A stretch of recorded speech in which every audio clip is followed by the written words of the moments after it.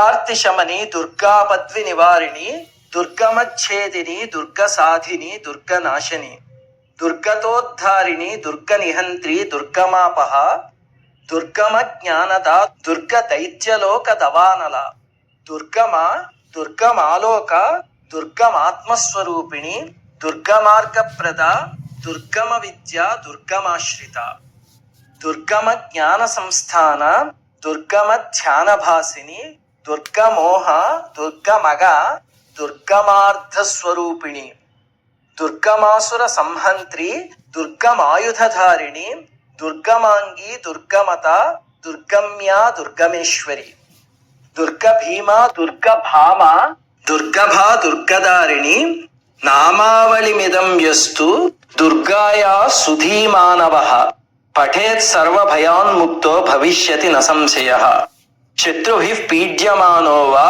దుర్గబంధగతోపి వా ద్వాత్రింశన్నామపాఠేన ముచ్యతే నాత్ర సంశయః. ఇవి 32 నామాలు. వీటిని కానీ ఎంత కష్టంలో ఉన్నప్పుడైనా 108 సార్లు కనుక పఠించగలిగితే వెంటనే అమ్మవారి చేయూత దొరుకుతుంది అని చెప్పి అమ్మవారు స్వయంగా చెప్పారు. ఇప్పుడు మీరు గమనిస్తే ఇందాక నేను చదివినవి శ్లోకాల రూపంలో లేవు, ఆఖరి ఫలశ్రుతి 2 శ్లోకాల రూపంలో ఉన్నాయి. అంటే ఆ నామాలు వేటికి ఉన్నాయి 32ను, వాటిని కొంచెం అలా కూర్చారు అనమాట. అందుకని మనం అలా చదువుకుంటే సరిపోతుంది. ఇప్పుడు వీటికి అర్థాలకి వెళ్దాం. మీకు ఉత్తి శ్లోకాలు చాలనుకుంటే వీడియో ఇక్కడితో ఆపేయండి. అర్థం తెలుసుకుందాం కదా, చదివేటప్పుడు అనుభూతి కలుగుతుంది అనుకుంటే అప్పుడు ముందుకు వెళ్ళండి. ఇంతకీ ఇందులో ఏం చెప్తున్నారండి అంటే, మొట్టమొదటిది మీరు ఒకటి గమనిస్తే కనుక దుర్గా దుర్గా దుర్గా అనే పదం అస్తమానం 32 సార్లు వచ్చింది.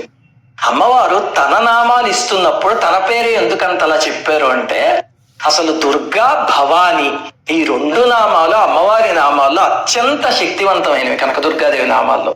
అందుకే కొంతమందికి చూడండి దుర్గా భవాని అని పేరు పెడతారు తల్లిదండ్రులు. మనం అవన్నీ అవుట్ ఆఫ్ ఫ్యాషన్ అనుకుంటాం, కానీ అత్యంత శక్తివంతమైనవి. రోజు 108 సార్లు దుర్గా భవాని అని పిలిచారనుకోండి, అదే ఒక అష్టోత్తరం అయిపోతుంది అంతే.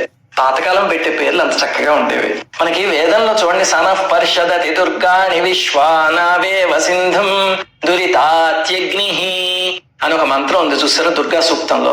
అంటే మనం ఎప్పుడైనా కష్టాల కడలిలో మునిగిపోతూ ఉంటే నావలా వచ్చి మన ఒడ్డుకి చేర్చే శక్తి ఆ దుర్గా శక్తి అన్నమాట. అందుకే ఆ నామం అన్ని సార్లు వచ్చింది. అది అసలు మీరు అలా చదువుతూ ఉంటే ఆ 32 నామాలే తీసుకెళ్లి ఎక్కడో పెట్టేస్తాయి, 32 శబ్దాలు.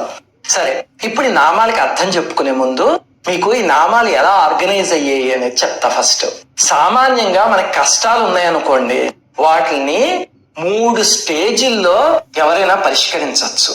ఏమిటండి అది? స్టేజ్ 1 ఏమిటి అంటే, అసలు కష్టం మన దగ్గరికి రాకముందే దాన్ని ఆపేయడం, ప్రివెన్షన్ అంటాం మనం అది. రెండోది, ఒక కష్టం మన దగ్గరికి వచ్చేస్తే కనుక దాన్ని ఖండించి అవతల పాడేయడం, అంటే స్టేజ్ 2 అనుకోండి. మూడవది, మనం కష్టాల్లో కూరుకుపోయి ఉన్నప్పుడు ఇది మొదలు పెట్టాం అనుకోండి, స్టేజ్ 3 కష్టాలు. అప్పుడు ఆ కష్టాల్లోంచి మనని బయటికి లాగడం. ముఖ్యంగా దుర్గమం అనేది ఈ 3 స్టేజ్ల్లో ఉంటుందన్నమాట. అందుకని ఇందులో చాలా నామాలు, ఈ 32లో దాదాపు 8-9 నామాలు ఈ స్టేజ్ 1, స్టేజ్ 2, స్టేజ్ 3 కష్టాలకి సంబంధించినవే ఉంటాయి. మిగతావన్నీ మామూలుగా ఉంటాయి అన్నమాట. సో ఇప్పుడు ఒక్కొక్క నామమే చూద్దాం. మొట్టమొదటిది దుర్గా అనే నామం. అంటే భక్తుల చుట్టూ ఒక దుర్గంలాగా, ఒక కోటలా ఉండి కాపాడే తల్లి అని. అసలు ఆ తల్లి నామం తలుచుకుంటేనే మన చుట్టూ ఒక రక్షణ వలయం ఏర్పడిపోతుంది, అది దుర్గా అంటే. తర్వాత దుర్గార్తి శమని. ఆర్తి అంటే కష్టం, వాటిని శమింపజేసే తల్లి. అంటే ఇందాక నేను చెప్పిన స్టేజ్ 3 అన్నమాట. దుర్గాపద్వి నివారిణి 3వ నామం. ఇది ఆపదల్ని నివారించేది, అంటే ప్రివెన్షన్. స్టేజ్ 1 ఇందాక నేను చెప్పానంటే మొట్టమొదటి ఆపద వస్తూ ఉంటేనే వాటిని నివారించేసే తల్లి అనమాట. తర్వాత 4వది దుర్గమచ్ఛేదిని. మన దగ్గరికి దుర్గమాలు ఏదైనా వస్తే కష్టాలు, వాటిని ఛేదించి పాడేసేది. ఇందాక నేను చెప్పిన స్టేజ్ 1, స్టేజ్ 2, స్టేజ్ 3 అర్థమైతే మీకు ఈ నామాలకి అర్థాలు తెలిసిపోతాయి. తర్వాత దుర్గ సాధిని అంటే దుర్గమమైన వాటిని సాధింపచేసే తల్లి అని. అంటే ఇప్పుడు చూడండి, కొన్నిసార్లు మనకి ఒక మనిషి ఉంటాడు, ఒక విద్యార్థి చాలా ఇంటెలిజెంట్, చాలా చక్కగా చదువుతాడు, కానీ పాపం ఏదో ఒక పరీక్షకి సిఏ ఎగ్జామ్ కో లేకపోతే దేనికో వెళ్తూ ఉంటే అస్తమాను చివరి దాకా వెళ్ళి ఫెయిల్ అయిపోతూ ఉంటాడు. అలాంటివి సాధింపజేసి పెట్టే తల్లి అన్నమాట. అసలు కనకదుర్గమ్మ వారిని మీకు ఇంతకుముందు నేను అర్జునకృత దుర్గా స్తోత్రం ఇచ్చాను కదా, దాని తర్వాత ఎంతమంది మెయిల్స్ చేస్తున్నారో, ఇది శ్రద్ధగా చదివితే మాకు వెంటనే జాబ్ వచ్చిందండి అని. అంత శక్తివంతమైన అమ్మవారి నామాలు. ఇప్పుడు తర్వాత నామం దుర్గ నాశిని అంటే కష్టాల్ని నాశనం చేసే తల్లి. దుర్గతోద్ధారిణి అంటే మనం దుర్గతుల్లో కూరుకుపోతే కనుక వాటి నుంచి ఉద్ధరించే తల్లి అని. తర్వాత దుర్గ నిహంత్రి అంటే కష్టాలని నియంత్రించే తల్లి. అసలు మన దగ్గరికి రాకుండానే వాటిని దూరం చేసేస్తుంది అనమాట. ఇందాక నేను చెప్పిన స్టేజ్ 1 వాటికి సంబంధించినవి చాలా నామాలు వస్తూ ఉంటాయి. ఎందుకంటే వాటిల్లో కూడా మళ్ళీ రకరకాల కష్టాలు ఉన్నాయి. అన్నిటికీ అమ్మవారు తన నామాన్ని ఒక్కొక్క దాన్ని ఇచ్చారు. తర్వాత దుర్గమాపహ అంటే కష్టాల్ని వినాశనం చేసేది. దుర్గమ జ్ఞానద అంటే దుర్గమమైన జ్ఞానాన్ని అంటే రహస్యమైన జ్ఞానాన్ని ఇచ్చేదిట. ఏమిటండి అన్నిటికన్నా అంత కష్టమైంది రహస్యమైంది జ్ఞానం అంటే, మీరు ఎవడో కంప్యూటర్ వాడిని అడిగితే ఆర్టిఫిషియల్ ఇంటెలిజెన్స్ అంటాడు, ఇంకొకరిని అడిగితే రాకెట్ సైన్స్ అంటారు. వీటన్నిటికన్నా కష్టమైనది ఆత్మవిద్య. అదొక్కటి వస్తే అసలు ఇంకా మళ్ళీ జన్మలు పుట్టడాలు, ఇంజనీరింగ్ కాలేజీల్లో చేరడాలు, సాఫ్ట్వేర్ కంపెనీల్లో చేరడాలు అవే ఉండవు. ఏకంగా శాశ్వత శివ సాహిత్యమే అంతే. అలాంటి శివజ్ఞానాన్ని ప్రసాదించే తల్లి.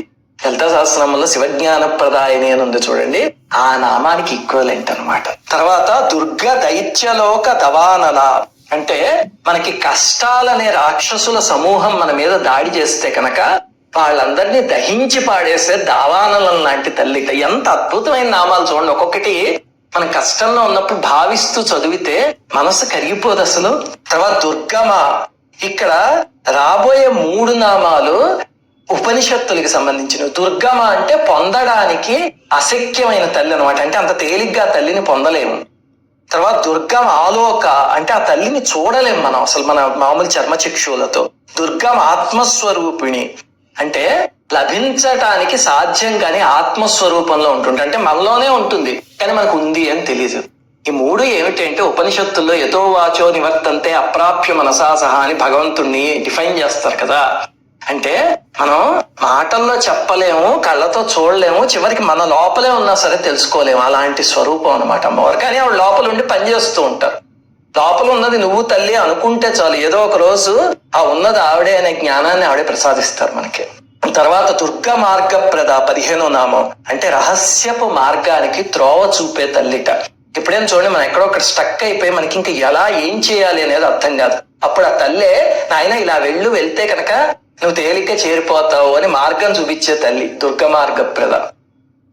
తర్వాత దుర్గమ విద్య 16వ నామం అంటే రహస్యమైన విద్యాస్వరూపం అంటే అదే శ్రీ విద్యాస్వరూపం.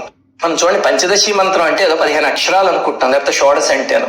అయ్యో బాబోయ్ ఎంత గుప్తమైన విద్యో, అసలు అది అలా చేస్తూ ఉంటే ఎక్కడికో తీసుకెళ్లి పెట్టేస్తుంది. అంత రహస్య విద్య అనమాట ఆ స్వరూపం అమ్మవారు. తర్వాత దుర్గమాశ్రిత అంటే దుర్గాన్ని ఆశ్రయించి ఉన్న తల్లి. ఈ 2 నామాలు చూడండి. మొట్టమొదటి నామం ఇందాకది శ్రీ విద్య గురించి చెప్పారు, ఇది శ్రీచక్రం గురించి చెప్పారు.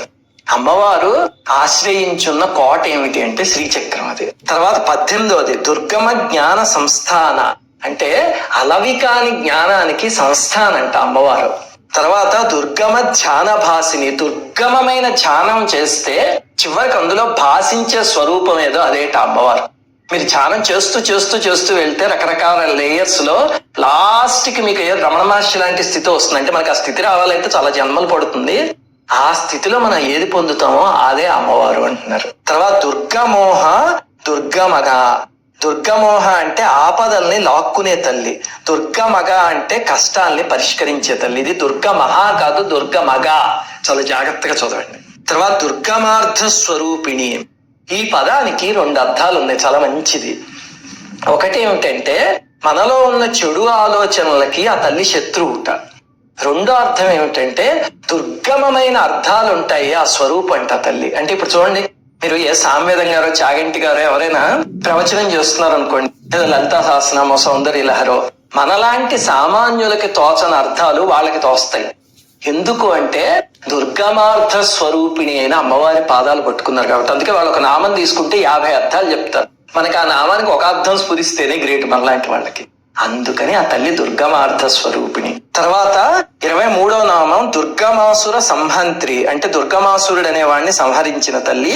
దుర్గం ఆయుధధారిణి అంటే దుర్గమమైన ఆయుధాల్ని ధరించిన తల్లిట.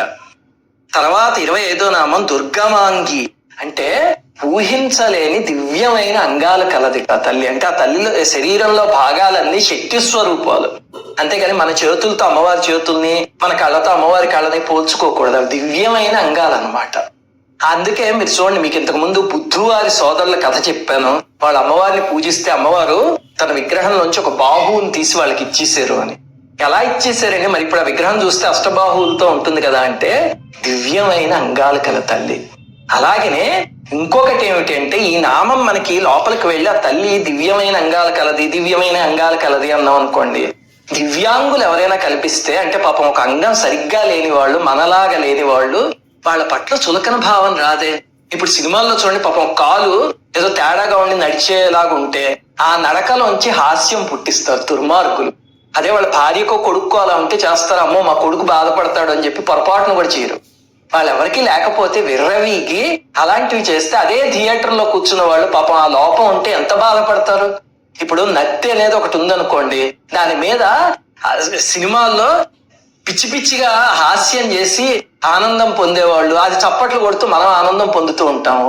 అవన్నీ చూస్తే పాప ఆ థియేటర్ లో ఆ లోపం ఉన్న వాళ్ళు ఎవరైనా ఉంటే ఎంత బాధపడతారు చెప్పండి. అది చూసి తల్లి అలా తీసేవాళ్ళు ఉంటారు కదా, వాళ్ళకి ఆ దౌర్భాగ్య బుద్ధి మనసులోంచి పోయేలాగా అనుగ్రహించు, నాకు కూడా అలా అనుగ్రహించు అని కూడా చెప్తుంది నామం. ఇలాంటి నామాలు అలా స్ఫురించే అంటే మనకి గట్టెక్కేసినట్టే. తర్వాత దుర్గమత అంటే కల్మషాలని దూరం చేసే తల్లి. అంటే ఇప్పుడు చూడండి, మనం ఎంత పూజ చేసినా సరే మనలో కామం, క్రోధం, లోభం, మోహం, మదం, మాత్సర్యం ఇవన్నీ అలాగే కరుడుగట్టుకుపోయి ఉంటాయి అంతే. ఆ పొరలన్నిటిని తీసేస్తుంది. చేస్తూ చేస్తూ చేస్తూ ఉంటే ఒక్కొక్క పొరే వీడిపోయి చివరికి మనం అనేది ఏదైతే ఉందో, నేను అనేది, అది మాత్రం మిగులుతుంది ఆ పొరలు లేకుండా. తర్వాత 27వ నామం దుర్గమ్య అంటే పొందటానికి శక్యం కాని తల్లి. 28వది దుర్గమేశ్వరి అంటే విఘ్నాలకి అధిపతి తల్లి. తర్వాత 29వది దుర్గ భీమ అంటే భీషణమైన పరాక్రమం కల తల్లి. తర్వాత 30వది దుర్గ భామ అంటే ఇప్పటిదాకా ఇన్ని నామాలు చెప్పావు కదా, చివరికి ఆ తల్లి ఎవరు అంటే దుర్గా అనే స్త్రీ స్వరూపంట. అంటే మరి నీ ఎదురుగుండా ఉన్న మీ తల్లిలోని భార్య ఉంది, వాళ్ళందరూ కూడా అమ్మవారి స్వరూపమే. ఇన్ని నామాలు ఉన్న అమ్మవారు కూడా చివరికి స్త్రీలాగే దిగొచ్చింది అని. తర్వాత దుర్గభ గొప్ప ప్రకాశం కలది. దుర్గదారిణి అంటే రహస్యాల్ని ఛేదించే తల్లి అని. ఇవి ఆ 32 నామాలకి ఉన్న అర్థాలన్నమాట. అంటే చెప్పుకుంటూ వెళ్తే ఇంకా ఎంతో డెప్త్ ఉంటుంది, కానీ వాటిల్లో ఈ మాత్రం అర్థమైతే మనం పూజ చేస్తున్నప్పుడు మన మనస్సు లగ్నం అవుతుంది. ఇప్పుడు అవి చెప్పాక చివరికి ఫలశ్రుతి చెప్తున్నారు చూడండి. ధీమానవుడు అంటే తెలివితేటలు ఉన్నవాడు ఎవరైతే ఉంటాడో వాడి నామాలన్నీ చేస్తాడు. చేస్తే కనుక సర్వ భయాన్ముక్తో భవిష్యతి న సంశయ, అన్ని భయాల నుంచి బయటకు వస్తాడు, సందేహం లేకుండా చెప్తున్నాము అని చెప్పారు. ఎంత దుర్గమమైనది ఏదైనా ఉంటే, మీకు ఎవరైనా భయపెడుతున్నా ఏది చేస్తున్నా దుర్గమ్మ వారి కాళ్ళు పట్టుకోండి, వెంటనే వాళ్ళకి బుద్ధి చెప్తారు అమ్మవారు. తర్వాత శత్రుభి పీడ్యమానోవా దుర్గబంధ గతోపివా 32 నామ పాఠేన ముచ్యతే నాత్ర సంశయ. అంటే శత్రువుల చేత పీడింపబడుతున్నా, లేకపోతే చాలా దుర్గమమైన బంధనాల్లో ఉన్నా, అంటే కొన్నిసార్లు చెయ్యని తప్పుకి శిక్ష కలగడం కానీ ఇలాంటివి జరుగుతాయి కదా, అలాంటప్పుడు ఎప్పుడైనా అమ్మవారిని ఈ 32 నామాల్ని అనుసంధానం చేస్తూ వాడి కాళ్ళు పట్టుకోండి, వెంటనే మిమ్మల్ని వాటిలన్నిటి నుంచి బయటికి తీసుకొచ్చి వస్తుంది అని. అందుకని మీరు అందరూ చెయ్యండి. దీనికి మళ్ళీ కులమత భేదాలు కానీ, పిల్లలు పెద్దలు స్త్రీలు పురుషులు ఏమీ లేవు, అందరూ చదవచ్చు నామాలు. అందుకని హాయిగా చదివి అమ్మవారి అనుగ్రహం పొందండి. శ్రీమాత్రే నమః.